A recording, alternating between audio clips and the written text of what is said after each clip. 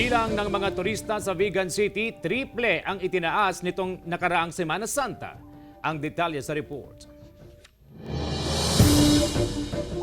Hindi inasahan ng Vigan City Tourism Office at mga negosyante ang biglaang pagdagsa ng mga turista sa lungsod nitong nakaraang Semana Santa. Halos mapuno ng mga turista ang pamosong Kalye Crisologo at maging ang Plaza Burgos. Ikinatuwa ito ng mga negosyante, kabilang na ang empanada vendor na si Nanay Rian. Naging emosyonal pa siya nang ikwento ang biglang paglakas ng kanilang benta. Umiiyak po kami kasi wala kaming nakikita kahit sentimo. Nakaupo lang po kami sa bahay. Pero ngayon, kahit pagod, at least meron po kaming benta.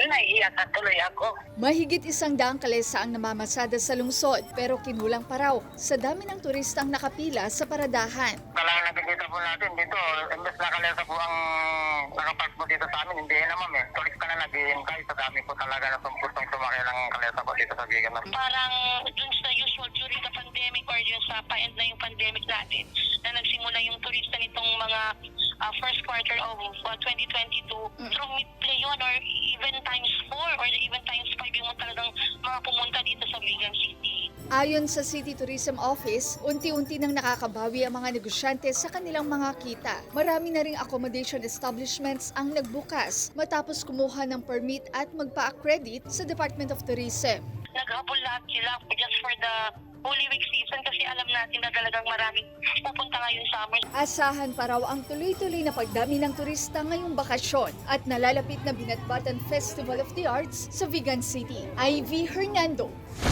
Balitang Amyanan.